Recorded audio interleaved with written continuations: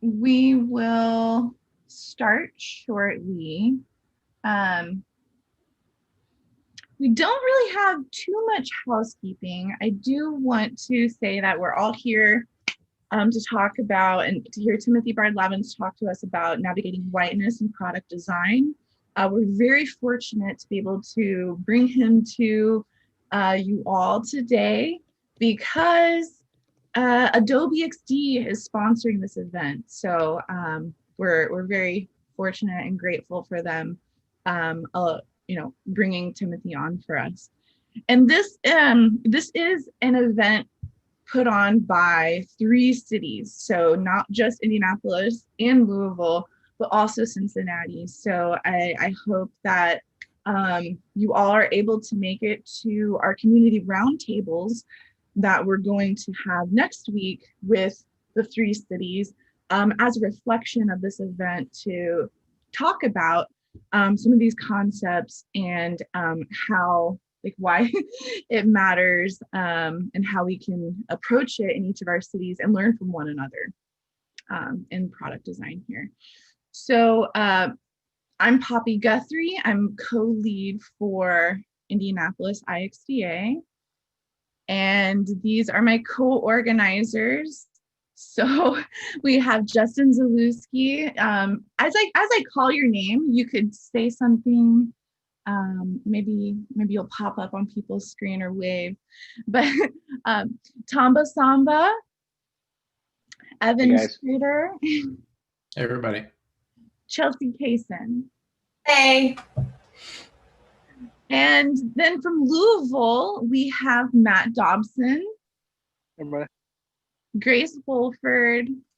Hi. Kevin Morrison. Hello. And Becky Hyde. I don't think she's joined us tonight, but she's also a co-organizer there. And then from Cincinnati, we have Christine Cravens. I'm not sure if she's in on the call yet, but she and Amy Copeland are co-organizers there. So let's talk a little bit about Timothy. You all are here. Somehow you learned about this event. If you're watching on YouTube, thank you for showing up. So Timothy's a design leader. He's in the design field. He currently works for Facebook, but he's worked for a plethora of companies and organizations to be a cultural strategist and really promote diversity, equity, and inclusion. He also works with Antoinette Carroll, and he can tell you a little bit more about the fellowship that they have that might be of interest to people in our cities as well. So I really don't want to take up too much more time and just hand it over to Timothy. Cool, thanks. I've been given this sort of preface for this is gonna be my second time giving this talk specifically. And the first time is an interesting story because of the fact that it was written in about 2 hours. It was basically something where I forgot I had to do a talk. And I was like, oh shoot, I have to rush and do this. So I took a bunch of things that had been thinking about for months and just like threw them on paper.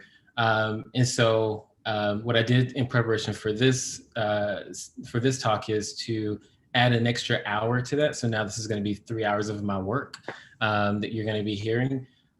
So it's going to be interesting, but it's going to be fun. And all of it is going to be me vocalizing. So no slides or anything. Feel free to quote as much as you like. So I'm going to jump right in, okay? Whiteness. My career. No, my entire life, I've navigated whiteness. Whiteness is the homogeneous structure of power and authority which compels us to conform, which hands down a set of morals and ethics for all to follow, which illustrates and justifies conventions which are agreeable in and unto itself. And that which expresses discontent for anything that is stepping outside or beyond those bounds. Whiteness is power, privilege, systems, actions, mindsets, expressions, outcomes, and traumas. Now, whiteness while very clear and palpable in the US, is international. It surfaces itself differently in many cultures, and many of you are unaware of whiteness within your own culture. For example, John Boyega, Finn, the first Black stormtrooper from Star Wars, recently resigned as a global ambassador for the fragrance company Jo Malone after filming a media campaign based off of his life story and subsequently discovering they created a separate, almost identical campaign with a Chinese actor for Chinese markets. This wasn't his first run-in with whiteness in Asian markets. In movie posters for Star Wars, his image was consistently de-emphasized and reduced in size while none of his white counterparts were. Another example of whiteness is in the Netflix show Indian Matchmaking, in which some of the people being matched explicitly mentioned their desire for fair-skinned partners over dark skin. This is, of course, known as colorism, which is prevalent in the vast majority of cultures around the world. Consider whiteness in design itself. In South Africa, where the population is almost 80% Black, white people account for 97% of design leadership roles, hauntingly similar to the US, where Black people only account for 13.4% of the population. Whiteness also extends to our products.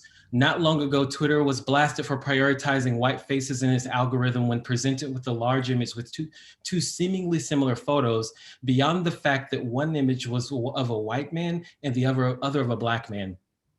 People in the platform consistently replicated this bias to prove its existence. The company's response was that they tested for bias before shipping and found none, but obviously they had work to do. Many rightfully questioned who did this testing. As the saying goes, a fish doesn't know it's wet. So how can a team of likely white male engineers test for bias towards whiteness if they lack the lived experiences to understand what to look for and how to test? This also recently surfaced in Zoom where backgrounds prioritize lighter, whiter skin while reading darker skin as background and shadows. Now, this prioritization of whiteness is nothing new to the camera lens. In his talk, Portraits of Color, George Ide speaks about Kodak and their use of Shirley cards based off of a white woman employee named Shirley, who became the reference for what good photographs were. This meant that if you were darker skin, the photograph was usually worse for you. In fact, the only reason that photos at the time in the 1970s actually started to improve for deeply melanated skin hues was due to furniture manufacturers and chocolatiers in the 1970s who complained about the products not rendering well in photos. We all have heard of the extreme image searches where searching for gorillas surfaced images of African-American people or African people in general, or searching family results in services results for folks in concentration camps. Have you ever Googled teens, then Black teens? Until recently, when you conducted a Google image search for teens, you'd be presented with a plethora of happy white stock image faces of teens huddled together, smiling at school and other places. But when you were searching for Black teens, you'd only see images of mugshots and criminalized articles. On Facebook and LinkedIn, this is also the case as made public by many articles. So I'm not breaking the rules here personally, that these platforms have a problem with silencing more Black accounts for using harsh language against white people than the reverse. The platforms do not have a nuanced understanding of racist dog whistles, but a keen understanding of perceived attacks against whiteness. So when I think about my journey through life and design, navigating this choking, all-encompassing world of whiteness, I recall key moments in my life. In elementary school, when I was bored in class because I finished my work too quickly, so I'd play around, and the result being it was suggested to put me on medication versus an advanced curriculum. Or in middle school, when I got in trouble for talking too much in class, so I would read instead of getting in trouble, and then got in trouble for reading because I wasn't paying attention. Or freshman year of college, when I reported one of my white roommates for smoking weed because I didn't want to get in trouble due to the smell escaping the seams of the dorm door permeating the hallways with its pungent herbal aroma. Upon arrival, the campus cop came directly to me to interrogate me, aggressively asking, "Do I smoke weed?" calling me homeboy, until the moment in which the resident director pulled him aside and told him I'm the one who reported. And then subsequently, the cop driving by as I'm on the phone with my mother, yelling out the window that he didn't mean anything by it. I've navigated whiteness when I was told I speak up too much in college and that I shouldn't express my thoughts, even if everyone else was thinking it. I remember after graduation when I didn't have a single dime to buy a laptop or Adobe Creative Suite to continue my design work. So I made a GoFundMe page, which still exists today if you actually Google me. asking for help to buy tools so that I could get a job in design, and I only received $68. When I seen my same white counterparts do the same thing and raise thousands of dollars. I've navigated whiteness through the lens of institutional trauma and the lack of access to economic opportunity. This is what it means to navigate whiteness even before I've gotten my first job. Every job I've had, I was underleveled. Every job, I've always been the first or only or both.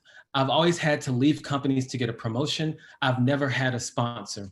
As a Black designer, my experience didn't magically align to others when I finally landed that job, nor did it change when I got a title jump as I moved up. It's been the minute by minute relearning of who I am as it relates to my surroundings and how others see me. Along my journey, Along my journey, I've learned being a Black designer is the consistent navigation of whiteness, including the internalized whiteness of non-white colleagues. It is the ever-present societal, familial, professional, and mental weight on my shoulders, and the ability to smile while also existing in a constant state of rage, indicative of being Black and conscious in America. In many ways, this is a shared experience across many Black, Latinx, and Indigenous people. The creation of And Design and the Access and Design Fellowship Program stems from this shared experience. Antoinette Carroll and myself co-founded this company and program because we understood how much whiteness, trauma, and economic neglect Black, Latinx, and Indigenous designers are forced to navigate simply to begin their careers. Corporate life taught me how to navigate whiteness by leveraging my jokey demeanor and my gayness to be perceived as less threatening as a Black man. And it taught me to lean on being gay to befriend white women, to turn them into fag hags, because it allowed us to communicate more effectively, all while understanding I could never confide in them, nor could I get angry around them. I navigated whiteness because it was natural, expected, and required. There is a great DEI consultant named Paku Her who speaks about the Borderlands, which illustrates how whiteness and by extension power is centered, and those who are not part of that power are forced to live in the borderlands. She speaks of even being invited into that center comes with the cultural requirement of fitting in. Even with many companies today pushing for the principle of bring your whole self to work, there's still this realization that the whole self doesn't exist for non-white people, that the system that exists are structured in a way that power can operate as it will and still maintain power, and others can only operate within the bounds that keeps whiteness comfortable. Now I'll pause here because I know a lot of you are thinking like, this is supposed to be about product design, right? Like, what does all this have to do with this talk? Well, everything I've navigated was designed. As Antoinette Carroll says, all the time, systems are designed and can be redesigned. The question is how. Now, when I think about navigating whiteness through the lens of product design, I think about the ethics of design. And this is one subject that I have very little love for, primarily due to key questions I have regarding who has the power to impose a set of ethics or morals within a space, and are they culturally expandable? Now, many of the people who we lean on to speak about the ethics of design or AI or tech are white men based in Silicon Valley or here in Seattle. They're privileged individuals with very little lived experience related to the topic and enough financial backing to have the time to pontificate on such matters. They are our moral white saviors. For product design, I think the behavioral public policy is an interesting space in understanding what is moral. In behavioral public policy, they have this concept of nudging. Ethical nudging is much like product design in the sense that they aim to help people make better decisions. Much like design, these nudges have different or opposing effects on various people, culture, society, and more. As a result, in behavioral public policy, they've developed one of many frameworks called For Good, which is an acronym for fairness, openness, respect, goals, opinions, options, and delegation. This framework connects to a series of questions centered on policy, but as you'll notice, we can actually replace behavioral policy with product, and the questions are still 100% relevant. There's a great paper by Leonard K. Lades and Liam Delaney entitled Nudge for Good that does a great job of explaining this concept. As such, fairness. This questions, does the behavioral policy have undesired redistributive effects? In essence, fairness assesses whether or not a nudge will have a disparate impact on other groups. This typically occurs when we assume a specific path is right for everyone. These assumptions are typically reinforced through user research that unintentionally or intentionally prioritizes whiteness, then accepts that to be the general case for all people. A great personal example is when Bank of America first launched their Roundup savings program, where they automatically rounded your purchases to the next dollar and then transferred that amount into your savings account. This is great for those who had plenty of cushion in their bank, but for me, a broke college kid from a lower income family, this meant that my bank account was consistently overdrawn because I didn't have enough money to cover for a purchase and round up, resulting in a negative $35 balance or more. While this nudge could lead to an optimal behavior, i.e. saving, it ultimately resulted in a negative consequence to those who weren't considered or prioritized. Relating this to products, some key questions are, does the product focus too much on one group and neglect other groups who have more need of an intervention? Does the product lead to a subset of the population behaving against their preferences or best interests? Does the product reallocate lead to a reallocation of resources, both in a positive or negative way? Then there's openness, which questions, is the product open or hidden and manipulative? This is pretty self-explanatory. How often have you gotten that free subscription that ultimately charged you, or agreed to allow an app to gain access to some part of your information, only to find out they actually have access to more, and it's buried within a user agreement? Some key questions here are, does the product have the potential to be manipulative? Is it possible for the person under the influence of the product to identify the policy and its influence and impact? Does the public have the chance to scrutinize the product? And now this is one interesting piece, because we live in a world where innovation is all about surprise. Where we believe that the paternalistic notion of design thinking will lead us to the right answers, thus completely ignoring the public's ability to assess, rationalize, and convey their needs or expectations in a meaningful way. Imagine if innovation was redefined and actually to meet people's needs versus simply surprising them. Moving on to respect. So we asked in here, does the product respect people's autonomy, dignity, freedom of choice, and privacy?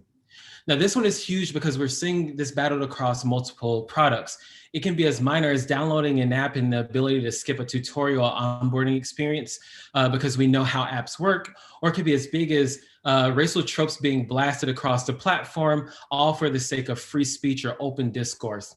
One important nudge to consider is the freedom of choice, the ability to navigate a space the way you want, regardless of what others may see as the optimal path, i.e. fairness. Have you ever experienced a time in math class where you answered a question and you got it right, but you still technically got the question wrong because when you showed your work, you didn't use the right formula that the teacher wanted you to? And so like, it's sort of this thing of like, there's a problem around like many times as we as designers, this is what we're doing to people all the time. We're constraining them to navigate experiences in ways that we believe that are the most optimal without ever having enough respect for the human to consider their needs, mental models, or expectations. More often than not, our excuse is, more often than not, our excuse is, shucks. I'm going to slow down really quick. So let's see, ways we are are optimal without having respect for the human, their mental models, and expectations. More often than not, our excuse is technical feasibility. Now, before I can keep going on forever with this, as you see, like I can lose myself in my own train of thought here. I won't bore you with going a deep dive into behavioral science. So at a high level, I'll sort of go through the other parts of this framework. So first, goals, which questions, does the product serve the good and legitimate goals? Opinions ask, do people accept the means and the end of the product? Meaning, do they accept both the intent and the impact of the product? Too many times we center our work around whiteness and get our hands slapped and then beg the world to consider our intent regardless of our impact. This is closely connected to an insidious form of whiteness called assuming best intent. This isn't to say that we shouldn't give individuals the benefit of the doubt, but this notion both gaslights and erases the experience of those who have been victimized or experienced micro or macro traumas. Opinions dig into whether, dig into whether or not products exist and if they are warranted, or should they exist or if they're warranted. Are these products needed? What's the point of creating clutter with no intention beyond the purpose of just being created? Lastly, of course, is delegation. Do the product designers or developers of both have the right and the ability to nudge using the power delegated to them? This one is unique because it both questions power and the distribution of power when making product decisions.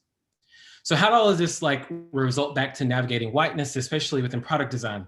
For me, it boils down to 3 central points. The first is being thoughtful. The second is getting out of the way.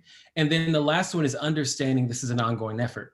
So being thoughtful means asking hard questions, assessing products and decisions, as well as its impact on the world. Gone are the days where we can create and it only impacts a subset of lives in the US.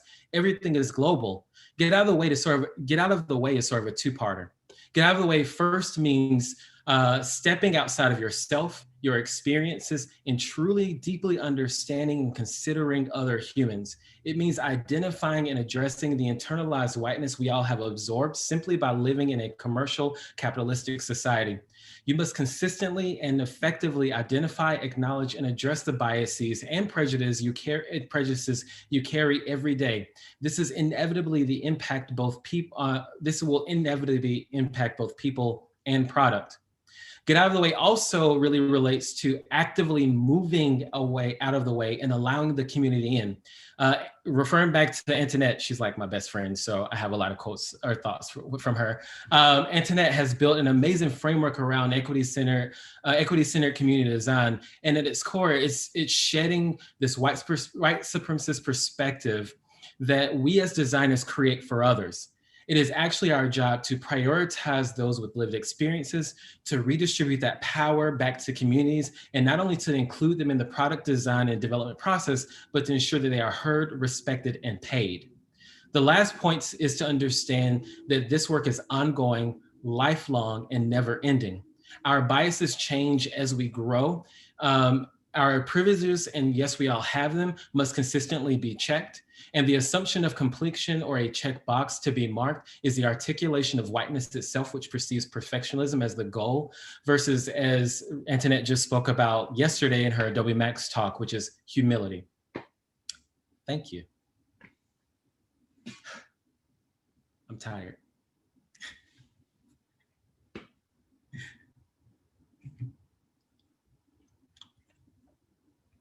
I don't know if people are talking and they're on mute, but I'm guessing we're going to Q&A or something soon. Yeah. Ooh, that was a lot. I was trying to take notes to catch all of your references, but I think I'm gonna have to rewatch that and pull them up. Yeah, so the whole audience is on mute right now. We have about 93 in here. There's 31 on YouTube. And we are opening it up for questions. So Tamba Samba is going to lead this. And I'm just going to take it off spotlight now and open it up to him. Awesome. Thank you, Poppy. Timothy, amazing talk. That's awesome. Thank you so much for joining us and for doing this. Like Poppy said, we've got a Q&A line that we're collecting questions. If you would like to participate, we're using slido.com, so slido.com. You can join there. I don't know if we have the code in the chat window as well. So if you want to join, you can ask a question, or you could just upvote and participate that way.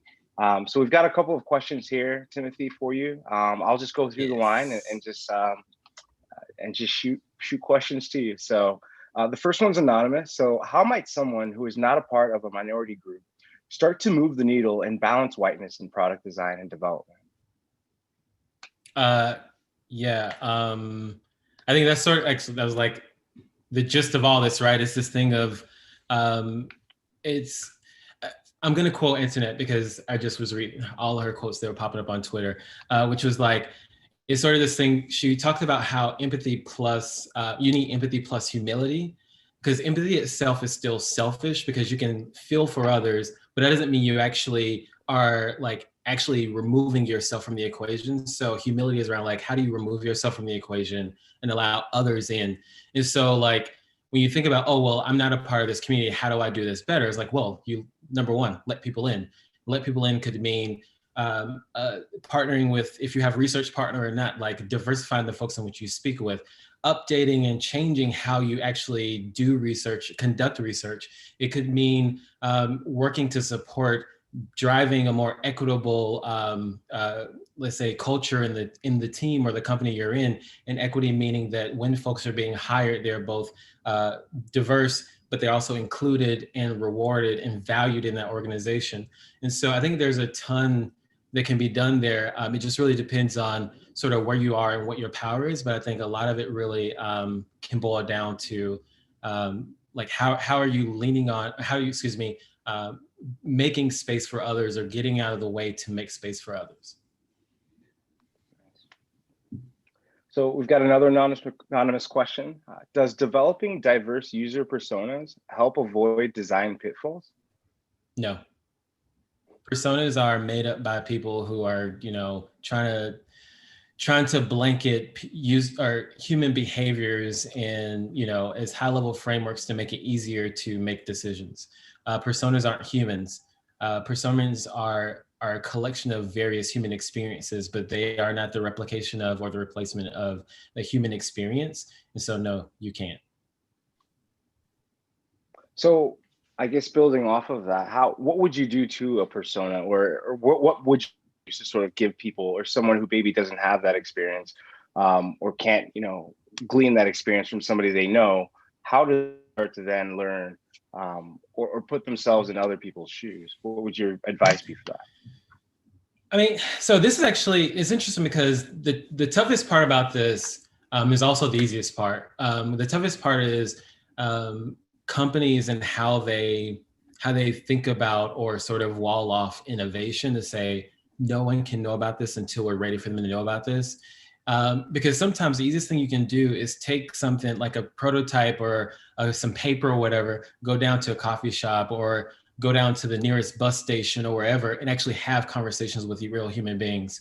And like, because I mean, even if you use something like usertesting.com, whatever, you have to realize that many of those people are recruited and like they may do a lot of these. And so their perspective starts to change over time in a way that someone who's just out and about in the world, they will have a different perspective because they aren't used to these sort of structured research models. And so I think that's sort of the tough thing is can you actually get really creative in bringing perspectives of folks in a way that still sort of either one, aligns with the organization's guidelines around sort of NDAs or whatever, or two, work with the organization to change and pivot those. Because I think there are mechanisms where you can create councils of people, and I can't say a lot, but like there are people who are doing a lot of this work. One person named Tori Hargrove, who's like been working to do things like create councils both internally and externally to get some of that feedback and experience. So I think there are mechanisms to do it, but I think some of it is also can be very constrained to what the organization will allow. We've got one here from Maria. She's a UX researcher, and she would like to know, how do you think user research both elucidates non-white goals and non-white mental models, but also accidentally reinforces whiteness in your experience? Square one is recruiting. How many people actually look at the demographics of the people that they're testing when they test something? Whether it's like something as small as a usability test or something as broad as ethnographies or diary studies or whatever the case may be. Like, step one, what does the group of people look like, just period. And then from there, are you considering not only how they look, but their social economic status, their gender, their location? Because if we're only doing testing, let's say in the Bay Area or in the West Coast, then in the West Coast in general, or the East Coast, whatever the case may be, in these like sort of power areas, then you lose a ton of the understanding that's across the board. Another one is like, especially if you are, I think this is something that a lot of products are struggling with, is like, if you are a global product and yet most of your core use cases are very US centric, then you're consistently missing the bar and failing every time. So we've got another question. This one's anonymous. I'm curious how anti-Blackness and colorism shows up in products outside of photographs, images, example in copy or interactions, etc. I think a good, so for copy specifically, I think an interesting one is, so I actually used to work for Capital One, and something that was heavily regulated in the banking industry that is not at all regulated in tech is disclosures and copy. So one rule that we had working in the banking industry was no copy could be above a 7th grade level to ensure as many people as possible can read and understand and comprehend what's going on. And so if you take that and you say in tech, when you have these user agreements or you have, these different types of experiences where this language can get really weird, what it does is really the question in general is like, who is it leaving out because it's not actually written in a way that is both human as well as digestible in a way in which anyone of any level can understand. Because we see a lot of the strongest iniquities come from things that are not written or presented in a way that is broadly understood or is understood within a core set of people. Like this happens all the time, especially in tech, right? You have a group of really smart people having a conversation about a thing. And at some point I'll sit there in the corner of the room and I say, no one actually in the world thinks about this, right? Like no one thinks about it like this. Like you actually need to take this, pull it out of your own, Stanford and Yale minds or wherever the hell y'all went, and actually think about the normal human being who may only have a 7th grade level understanding of everything actually needs to be able to effectively read this and actually action on it or understand. Like it goes back to the for a good framework, right? Like, are you respecting them enough for them to understand what they're doing with this set of copy or this interaction or engagement? Thank you. So we've got one from Matt Dobson.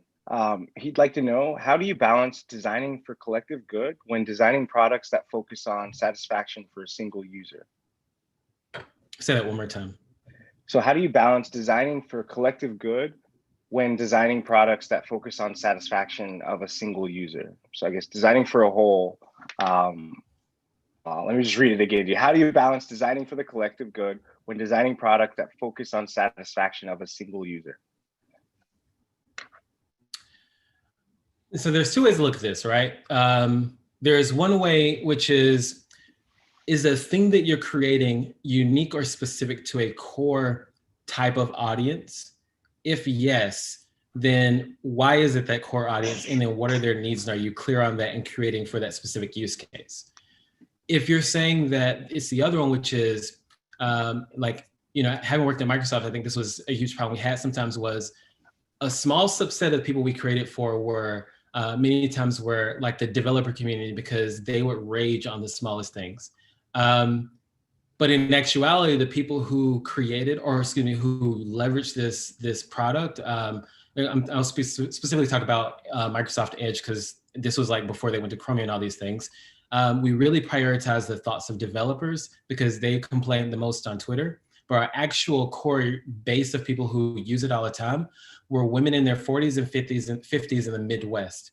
And so I think that was a huge problem where we were prioritizing the needs of this core set of really angry white men, as opposed to these other group of people who are actually leveraging, using, and navigating this space. And many of them may have been having a lot of troubles in how they navigated it.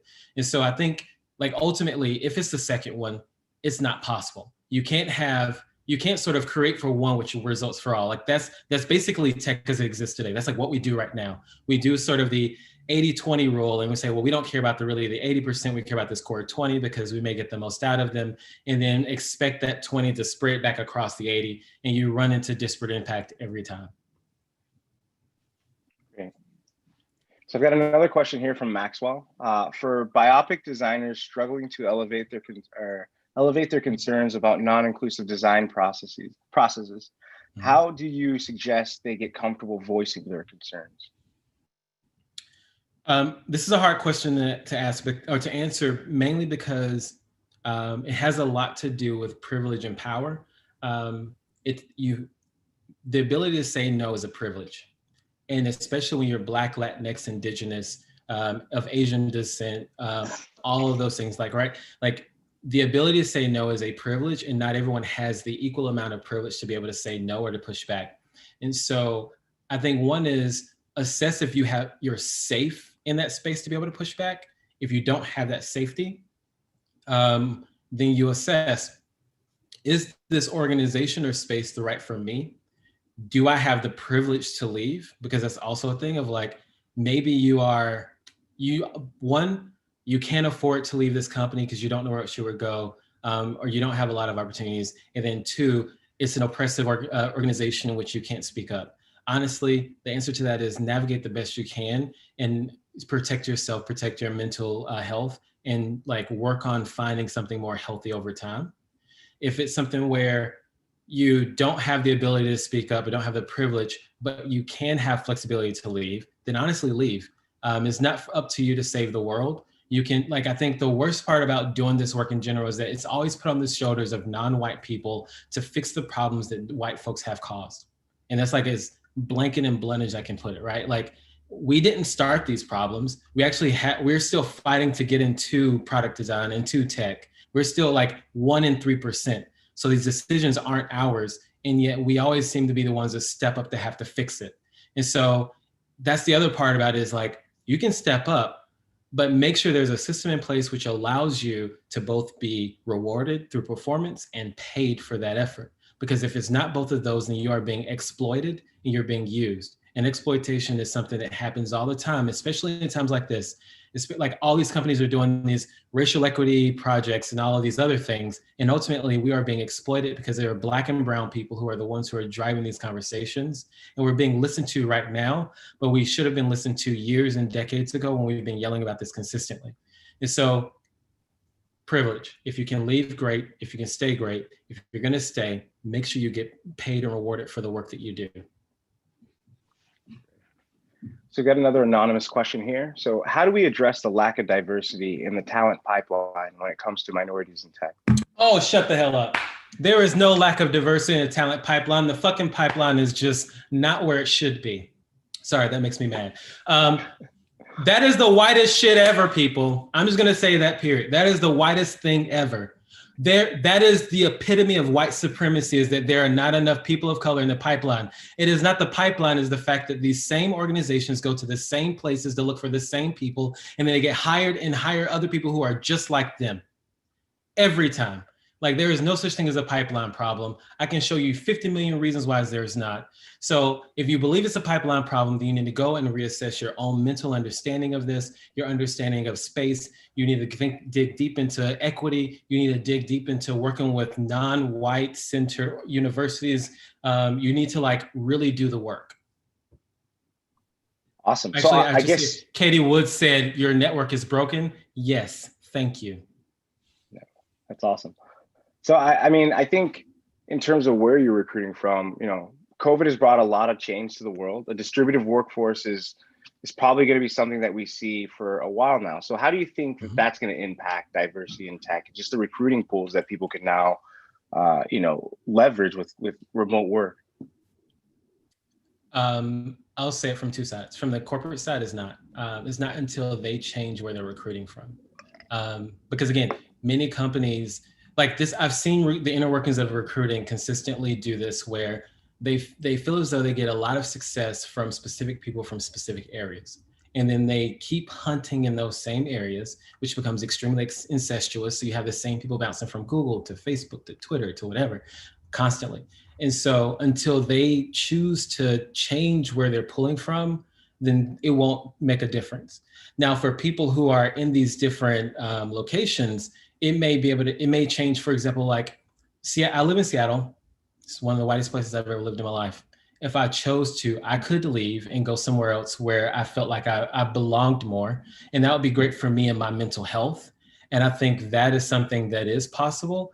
I think that's something that is possible, is allowing people the ability to both have the economic opportunity they need to live in a place that is not on one of the coasts where it's extremely expensive, so they can actually build that generational wealth that has been deprived from us for generations. And secondly, I think that, but I think that those opportunities will only come if corporations do the work to effectively start recruiting in these different pools. And to do that, they have to do the work to actually dig in and do this work. Great, thank you. So we've got another anonymous one. So what's the best way to seek out diverse stakeholder perspectives without tokenizing individuals? Tokenizing comes when you don't understand why you're looking for the diverse perspective. If you're looking for someone of color to give you an opinion just to say, hey, I asked a Black person, that's tokenizing 100%. It is about your motivation, not about like sort of the desired output. So if your motivation is, hey, we actually need to get this in front of more people to get a better understanding or to get more broad perspectives, then great. There's not tokenism. I don't believe there's tokenism in that, because I'm trying to improve this, and by doing this, I want to make sure we're including as many people as possible. But if it's like, oh, we're going to launch this thing, we didn't ask anybody, let me ask a Black person what they think about this, and then we can say, hey, I asked him because he's Black, and so obviously he's, you know, the person who can speak for the whole Black community. That's tokenism. Great, thank you. So we've got another anonymous question here. So can you talk about how design? A lot of anonymous. Nobody wants to tell who they are. No, there's a couple in here sprinkled in. Can you talk about how design processes like design thinking or modernist design aesthetics reinforce white supremacy, and any alternatives to these methods? Oh man. Okay, let's start with the whole modernist design thing. Okay, so design in general is, as we know it, is Eurocentric, right? We don't like, there's an amazing designer, an educator named Sadie Redwing, and amazing work. And she speaks all the time about how indigenous people's designs indigenous people are stolen from for things like flags and shirts and things like that.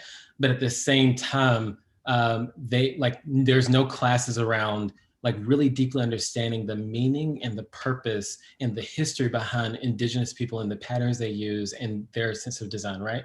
It's the same with like, how many Black designers do you know from like design history? And of those, how many of them, let's say, are doing non-Eurocentric design? Like, it's most of it comes from like the whole Swiss grid and stuff. Like, I know, like, was it Cheryl D. Holmes? She rants all the time on LinkedIn about Eurocentric design. I think I just went down a rabbit hole. What was the rest of the question? It was one, it was around like Eurocentric design. The other part was around what? Let's see. I archived the question, so we might have to come back to that. It's one. Okay. We can keep going. I went on a little bit of a rant.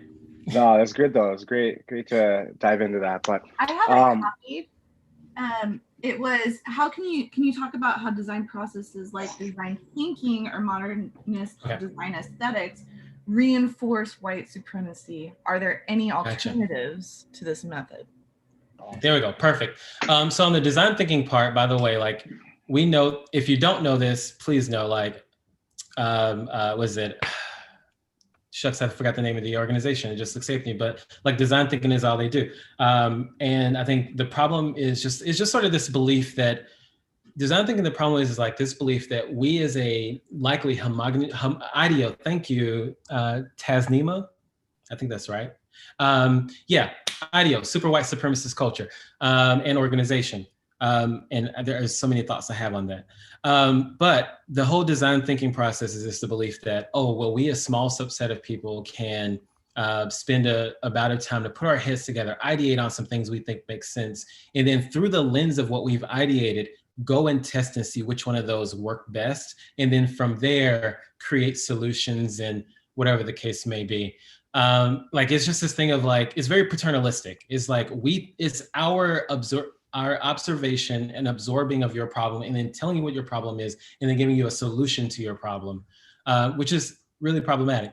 Are there alternatives? I think one is, I'll bring up Antoinette again. Like Antoinette, she's a pioneer of equity-centered community design. It's an amazing framework that can be used across multiple different areas, which really talks about how do you bring others in a way that's meaningful, who have equal amounts of power to guide the direction of products or spaces in general. Like, it's all about the distribution of power, and then being able to, like, making sure that those people are respected, heard, and paid. Paid is always the most important part, because we ask people for their ideas all the time and we never pay them for it. And that's the huge problem.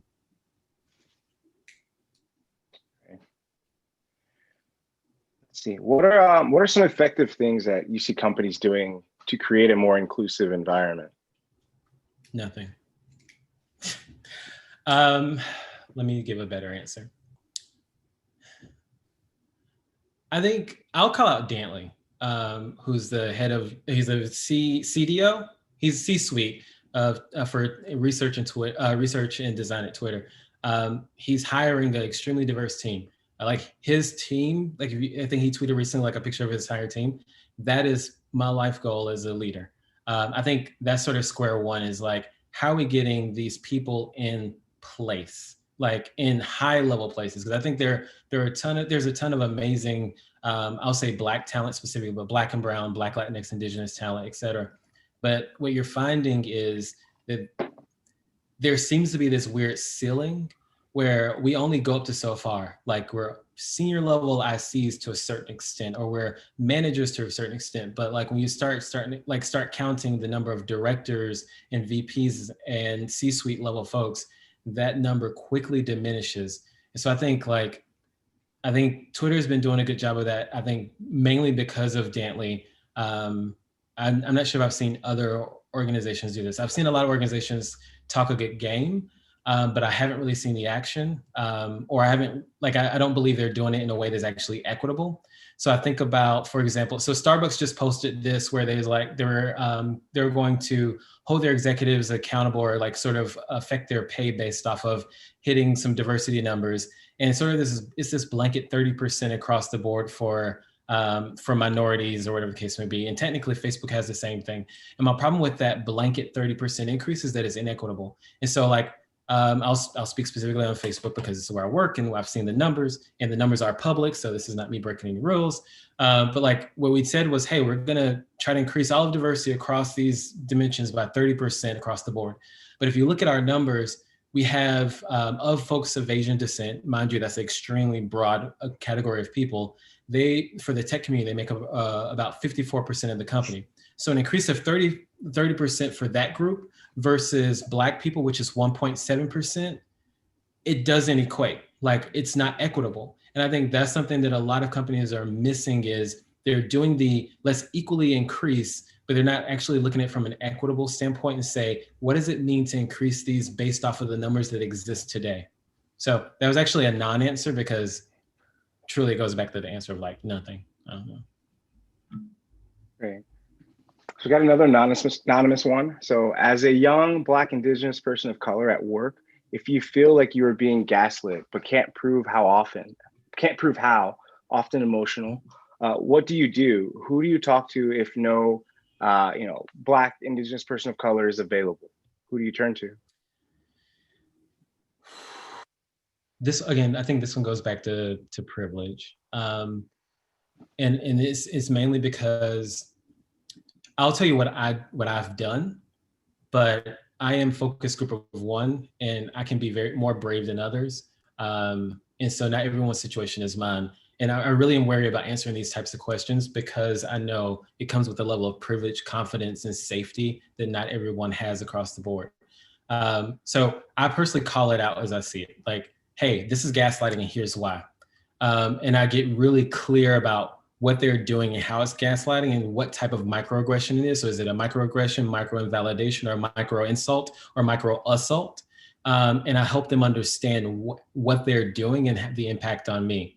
And I'm very clear about that. But again, not everyone can do that. If you can find a let's say a non-person of color champion who is willing to listen to you, who has some power to help sponsor you, advocate for you, and sort of help push, then see if you can find that ally. If you can't find that ally and you feel as though you're alone and you don't have anyone to talk to, it goes back to protect your mental health, protect your soul and your safety, and then work on like ways to navigate out of that situation in one way or the other. It's a really tough question to answer. Awesome, great. Let's see here, we got one from Katie. She says, what steps should be taken in the pre-design and research phase to stem some of these issues before they bubble up? I mean, it goes like if you use the for good framework, I think sometimes the best thing you can do before you even start to even do research is say, hey, this is the idea. Let's go ahead and pre-think. What are all the ways this can harm somebody? What is the worst case scenario for this? Who are we leaving out and thinking about this? And how do we think about this a different way? Who do we need in the room to make sure we're doing the right thing? And the who being both at a leadership level, as well as at a broad level of internal or external participants who will help guide or provide insight in what way, as well as like what resources do we need to do this effectively? Like there are a bunch of questions you can ask that will help you before you even start to create a framework. And then I think one thing is really to do an exercise around biases. And this is a lot of people have talked about this, was like, how are you taking time to assess, as I walk into this project, what biases or assumptions am I bringing in with me? And how do I make sure that we all as a group collectively understand, identify them, and then address ways to mitigate or move past them?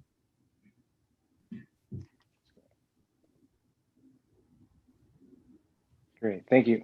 So we got one from Andre Reeves. He'd like to know, how do you even start the conversation with peers who have not lived our experience and don't recognize these issues due to the monocultures in the tech world? Well, I guess the question is, why are you explaining things to them? Why do you feel like you need to? Like if it's based on a situation in which you are experiencing a micro or macro trauma and you're like, hey, this is a problem, we need to discuss what this means and how it affects me. I think that's one thing. If it's just sort of like, hey, you're a problematic white person and I need you to understand my life so that you can better like learn how to, accept me or whatever. Like, I don't know. Like, I think it just depends on the motivation. I sound very anti-white and I promise I'm not. I love all people usually. That being said, I think what it really boils down to is something that I personally made a part of my own core mission. And I started this last year and I've made it like a core of who I am, which is I will no longer allow myself to navigate whiteness and white tears, in the sense that I will not pivot myself to make someone else feel comfortable or help them understand my situation. I will be steadfast in who I am and how I navigate space. And either if I rub you the wrong way or you feel uncomfortable, first check yourself and understand, why are you uncomfortable with me being naturally myself? And if it's something that I have done to you, if I've assaulted or insulted you, then from there, we can have a conversation about that. And I can talk about the context or the history as it is wrapped around that specific thing. By the way, I talk about internet all the time and she's calling me, so random things in life. Anyway, so yeah, okay. I hope that's an answer. I think maybe this is just me very closed-minded, very opinionated, is like, why am I explaining anything to you right now? Yeah, and I guess, so one thing I guess to follow up on that, they say diversity is good because it lets you sort of glean other people's perspective and kind of see it from their lens. And if the goal of surrounding yourself with a diverse team is to try to understand those things, then doesn't that approach then directly conflict with that idea? Does it make diversity to work in the way that it should? So I have two opinions around this. This is where like I would say all of us have our biases. This is where my bias really comes clear into focus. So when it comes to the Black experience, it's specifically thinking of myself. it is well documented in so many ways that all you have to do is pick up your laptop, open it up, type it in Google, and you will get 50 million articles that talk about and dig into the Black experience and what it means in specific scenarios. Now, if it is about specifically, let's say if it was around design or a project or something like that, and we need to understand the experience of this group of a subset of people so that we can effectively like figure out how to navigate something or figure things out, whatever the case may be, we can leverage different mechanisms to do that. But if it's about a conversation about my core experience as a Black person navigating America, then there are so many mechanisms that talk about it broadly that I don't need to educate you on me. That's what Google is for. I think that's sort of that is a tax that personally I am no longer willing to pay. I will never pay that tax again. Great. That's awesome. Thank you. So Danielle Kane has a question here. She said, you mentioned someone named Annette, or I can't remember. I can't say the name. Antoinette Carroll. Antoinette. Antoinette, what is her last name? And I'd love to learn more about her. So could you maybe just give us a quick intro? You say you've learned a lot from her. So maybe just give us a quick blurb. I think some folks would maybe like to learn more about her as well. Yeah, okay. Antoinette's my best friend. She texts me right now. So she is, first and foremost, the founder, CEO, and president of Creative Reaction Lab. She is the creator of the brain space behind equity-centered community design.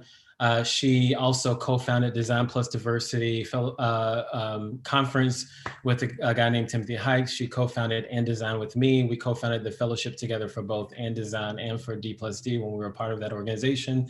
She has been on the national board for AIGA. She has spoken at places like NASA and Harvard and all the things in between. She's like a powerhouse of someone who is taking design and like really applying it through the lens of equity to drive really, really important, I think, frameworks and really, I would say, social change across the board. And Creative Reaction Lab is amazing because she does work specifically with Black, Indigenous, and Latinx youth. And the goal is to really turn them into what she's coined the term of redesigners of justice, if I'm mistaken, that's the right word. So yeah, it's she's amazing. Like, I think you Google her, you'll find like her TED Talk. She just did one with Adobe Max just yesterday, which was really great. She's, again, my closest friend, but also I'm just like, we're biggest fans of each other, which makes it even better. I say she's my famous friend. So that's how we do it. Great. Awesome. Thank you for that. So we've got a quick question. Big tech companies are still not increasing in high numbers. I imagine they're talking about diversity numbers. So how should companies address their beliefs in limited talent? Current example is Wells Fargo. I'm not familiar with that example, but. Yeah, the CEO of Wells Fargo said to a bunch of people that there are not a lot of Black people out there or in the talent pool or something along those lines. Yeah, I think they should be fired. I'll be honest. I preface by saying, like, I'm 100% chaotic good. What that means is I believe in setting everything on fire and building it from scratch. So if you don't understand why diversity is important, it is no longer our job to, in fact, building a business case around diversity is actually one of the greatest forms of gaslighting you can do in the world. So if you don't understand why diversity is important, if you don't understand why more people should be brought into the fold, then at the end of the day, you should lose your job, period. Let's see here. We got a couple more, and I think we're getting close to time. So let's just go. Let's see here. Emily has a quick question. So how do you establish an environment of trust to make stakeholders know this is an environment where it's safe to talk about race and related issues? Oh, I just talk about it. Actually, it's funny because I saw a couple of people on here that are, they report to me now, or they were part of my old team, or people I've mentored, or whatever the case may be. And there's Becca. And they know, like, we talk about race, we talk about politics, we talk about everything. I think for me, one of my core values as a leader is transparency. And I try to be as open and honest with my team as possible on everything. I'm like, even on things like, hey, I'm taking a mental health day. Like, I just need time. I need space. And I think these things are important because many times, especially as leaders, we treat our teams and our organizations as if they're children, as if the requirement wasn't you have to be 18 or older to get this job. Like, these are grown people that we sort of treat with kitten gloves, and I don't understand why.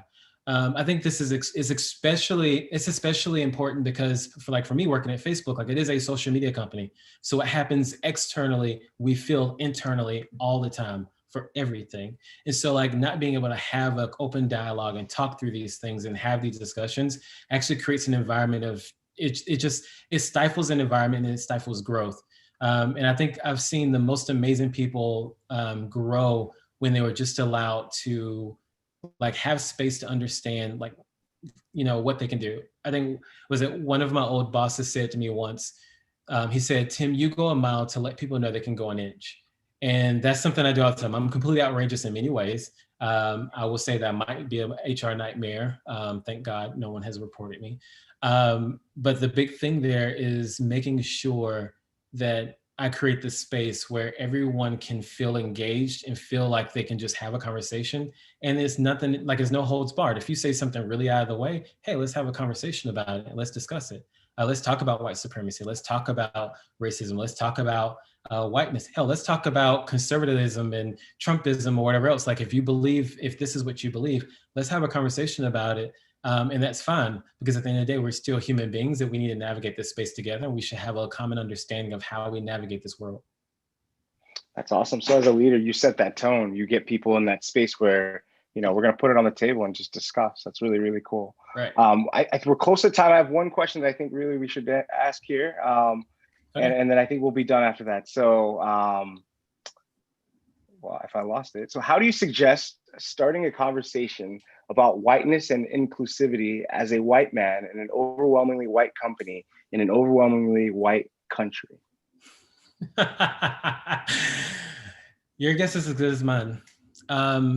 It's funny, like, I would never wish anyone to walk in my shoes, and I don't wish to walk in a white man's shoes, because I don't know how you navigate that space. I don't know the right answer for you. I think that you can, I think, maybe try to find some allies, start small, have small conversations, expand them, make them bigger.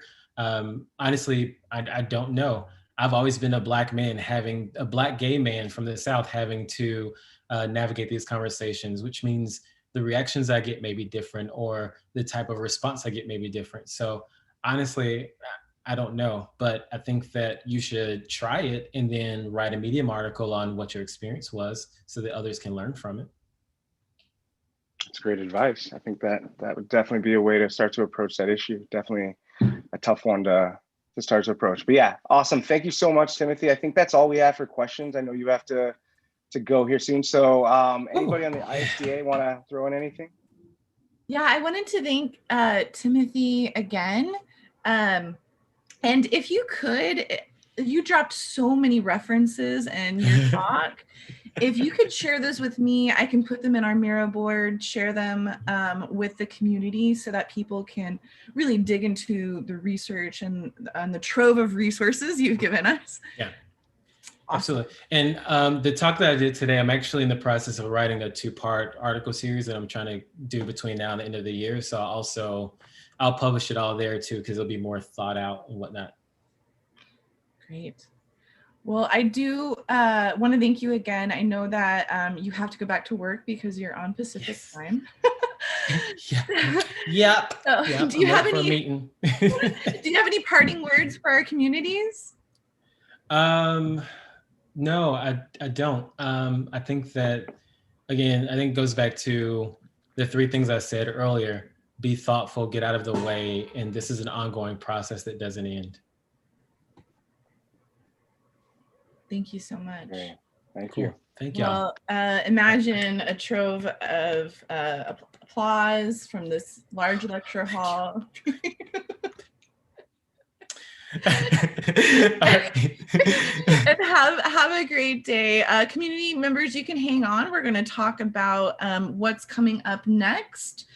And because we are going to do a roundtable discussion. So I want to get my slides up here.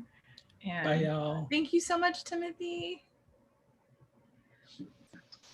And thank you, Adobe, for bringing Timothy to us. Without them, we wouldn't have been able to hear his talk. So, you know, next week, next Wednesday, same time, so 5:30 to 7, we're going to have this Tri-City Community Roundtable discussion. So that's going to give us a week to get some of these resources, do our reading, do our research, and come with thoughts on you know, what's our part in this situation, and what can we do together to overcome it. So with that, we have some journaling, some reflection questions for you to consider. And I'm not gonna, you guys can all read. These are just some thoughts. Feel free to come up with your own. But next Wednesday, we want to organize that conversation and get it going. Does anyone from the IXDA organizers group want to address the community? Anyone from Louisville, Cincy? I want to say thank you to you, Poppy, for pulling this together and getting these 3 cities together virtually. I think this is awesome, and I hope that this is the beginning of a really fruitful partnership between all of us. We've been talking about creating some sort of network and sharing this for a long time, and it took Poppy to make it happen. So thank you. We're so close. We might as well band together. So thank you again.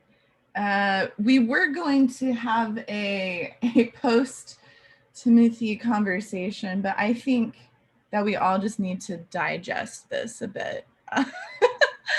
Does anyone from the, I can stop. Does anyone from the audience, anyone on the call actually want to speak up and say something? You can raise your hand if you just want to comment quickly. No pressure. I just want to give you the opportunity to do that. It looks like there's, oh wait, Godiva is applauding, not raising her hand. Actually, I don't know if you can raise your hand on this. You could chat on me. Oh, Christine, I can unmute you, Christine. Where are you? Dun, dun, dun, dun. There we are. There we go. You are unmuted, Christine, if you want to. Hi, everyone. Yeah, we were really excited for IXD Cincinnati to partner with Louisville and Indianapolis, sorry. Yeah, this was a fantastic event, and thank you to Adobe for bringing this to us. I think we had an open discussion back in July with our community to talk about a lot of these topics of how we could build more diversity and inclusion in our area. So this is really in line with some of the ways we wanted to continue to evolve that conversation. So thank you. That was a fantastic talk.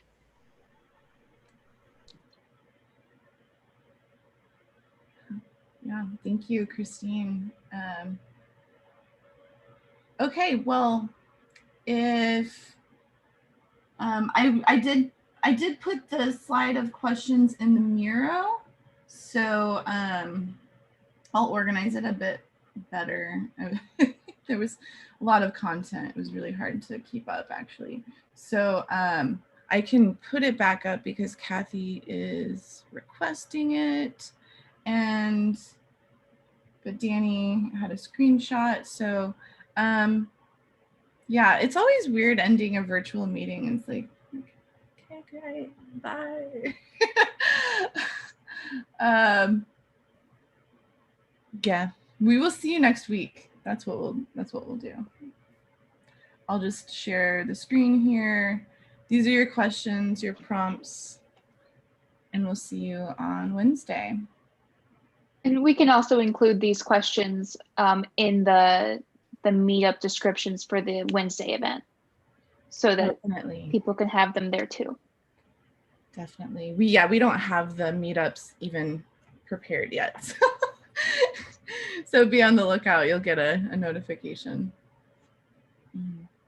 And then thank you again to all of our co-organizers, right? This is how we make it happen. Okay. Great. Thank you, Poppy. Thank you, guys. Thanks, everyone. Thanks, y'all.